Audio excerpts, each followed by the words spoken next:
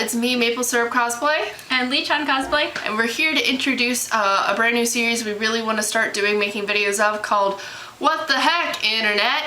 As you can imagine, it could be anything.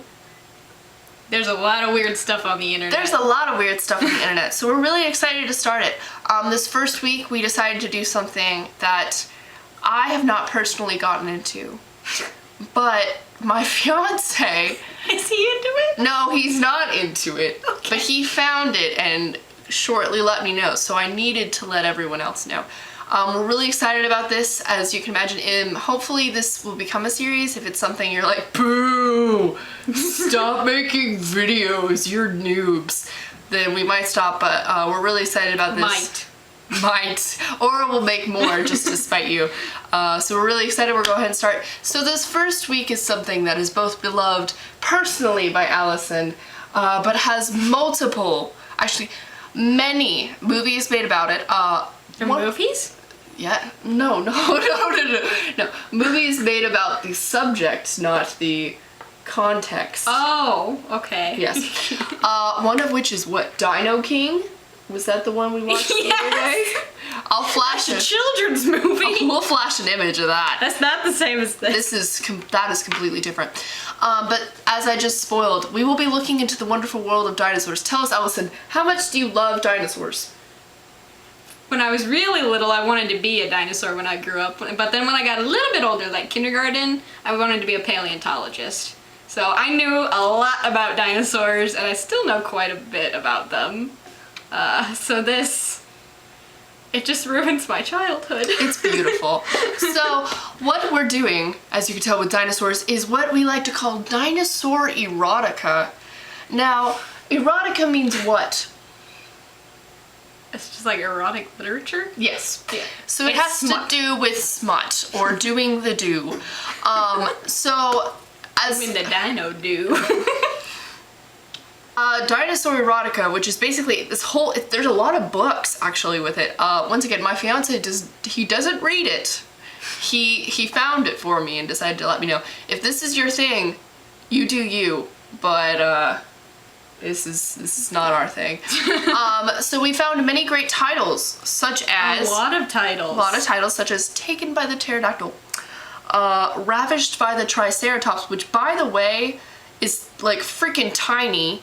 It's like a baby Triceratops, which is just very inappropriate. We're getting into both pedophilia and dinosaurs now. Yeah. But they did eat plants. That's See, so why would you pick a freaking Triceratops out of all these?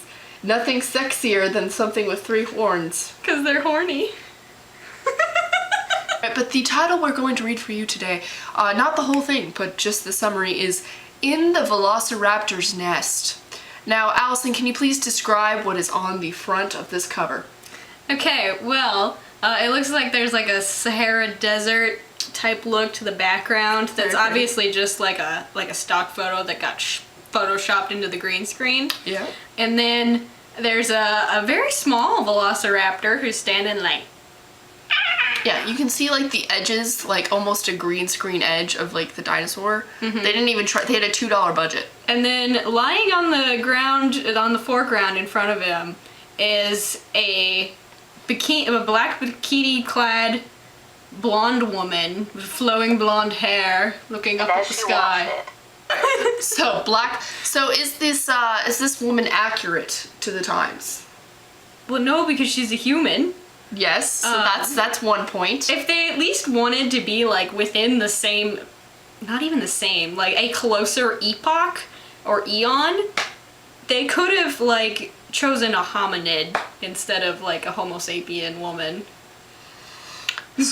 They're decidedly less sexy. Yeah, this woman is like a Victoria's Secret model that they just photoshopped in. We're gonna go ahead and we're gonna read the summary for you. This is the least raunchy summary I could find. A Zog, this is her name, a Zog is an underappreciated cave woman in her tribe. The cavemen treat her like a piece of meat. They disrespect her at every turn and never listen to anything she says.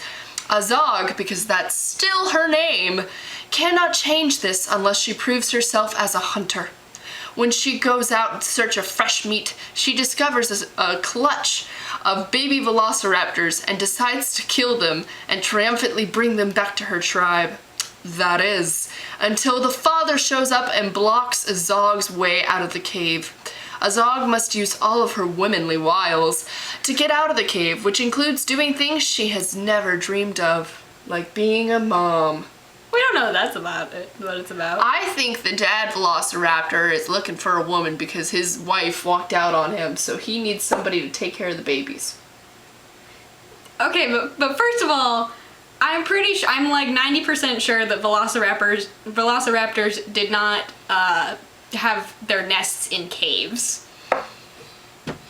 That's the thing she takes out of the whole summary, is that velociraptors don't have their nests in caves.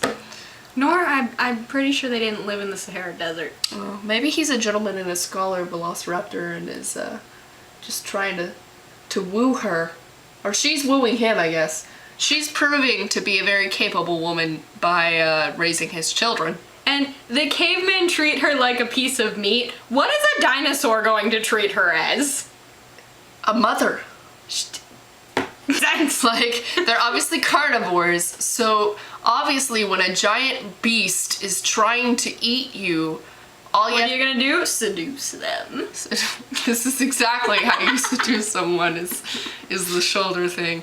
I decided to have some nice physical representations for you, but unfortunately I don't have Velociraptor or T-Rex toys, but I do have something. What is it called? A Pachycephalosaurus. We looked this up because Allison literally wouldn't let me say just a dinosaur. Gotta be accurate. So here it is. We have a dinosaur. And for our human representation, we have a Hinata. We have a Hinata. We don't really have any female figures in this house. We like sports anime. We have like Free, Kuroko no Basket, Haikyuu. We have all the sports animes. So we're gonna use Hinata here, who could literally ride on the dinosaur's back. Not ride him any other way. Not any other way. As representation. So I want you to think about this and this. No, do not put him down there. This and this. Doing the do. Did we just crush your mind? Because I'm pretty crushed just thinking about it. Sunshine Bird doesn't need that in his life. Neither does my dinosaur. So those are your representations, because we felt you didn't understand what we were talking about until you see it in action. You don't need to see it. We're not going to show it in action. So that was Dinosaur Erotica. It's mostly weird because this is not just one book. Right. There are dozens and dozens and dozens of these books. There's tons of these books. All with the same horrible edit for title pages. Well, it's not like you can actually take a picture of a dinosaur and a person together. No, but I'm saying that they can do better Photoshop jobs. Like, I don't care if you have a $2 budget. So that concludes our first segment. We hope you really thought we were kind of funny, or at least the subject was funny. We had a lot of fun looking into this. Not thoroughly. We're just like skimming the We're titles. skipping the surface of this. But we hope you really enjoyed and had a good time listening. We're going to try and make this a series, as I said, so if you have any thoughts, if you read Dinosaur Erotica and you want to defend yourself, feel free to comment. If you have other thoughts about Dinosaur Erotica, like, psh, that's weird, you can comment that as well. We're going to try and make this a series, so if you have any suggestions on weird things out in the internet that aren't overly inappropriate, we're not going to go to websites and look things up because I'm going to be a teacher. So just gonna skim like the barest of it. We're gonna skim the deep investigating. We're not going to go to the bottom of the barrel here. So if you have any suggestions, feel free to comment on the video, on Facebook, on YouTube, whatever. We had a lot of fun making this. Thank you so much for watching, and I hope you had a really good time.